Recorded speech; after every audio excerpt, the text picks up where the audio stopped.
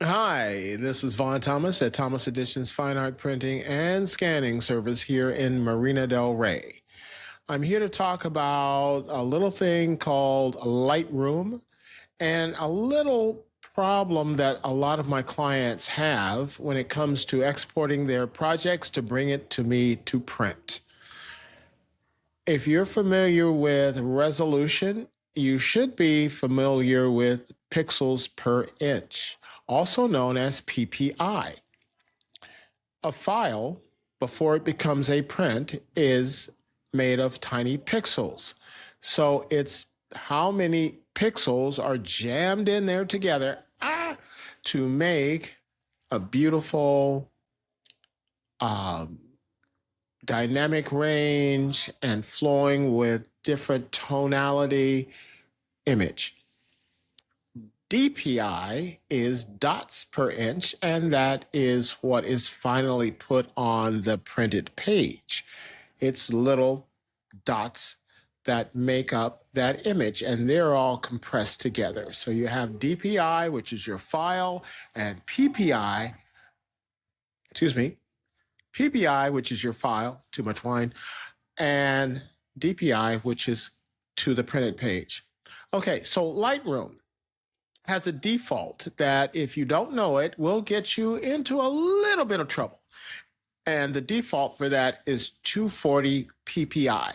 And I'm going to show you right now how to correct that. So we're going to go here to Lightroom, and we're going to go to File, Export. And we're not going to pay attention to the export location. You can put it wherever you want to on your folders, your desktop, your hard drives. File naming, not so concerned about that either. Video, we're not doing video today, so we're going to pass that up. File settings. TIFF is going to be your flavor for Thomas Editions. We like a fat, uncompressed file because I know that makes the best print. Okay, not JPEG. A PSD, which is a Photoshop document, is just a bigger TIFF file. So you don't need to go there. PNGs, nah, give me a TIFF. Also, PDFs, give me a TIFF. That's my wife calling me, and I'm going to send her a message and say, I can't talk to you right now, honey, but I'll say that later. Okay. Anyway, I love her. Anyway, so now we're going to go over to compression. Underneath the format is compression. We don't want any compression. Underneath that is the color space. Very important. We want Adobe RGB 1998. Why? Because it's a larger color space. sRGB, you'll notice that a lot of things that you export are sRGB. Smaller color space. We want larger. Why is that important? Because the sRGB restricts colors that are in your image.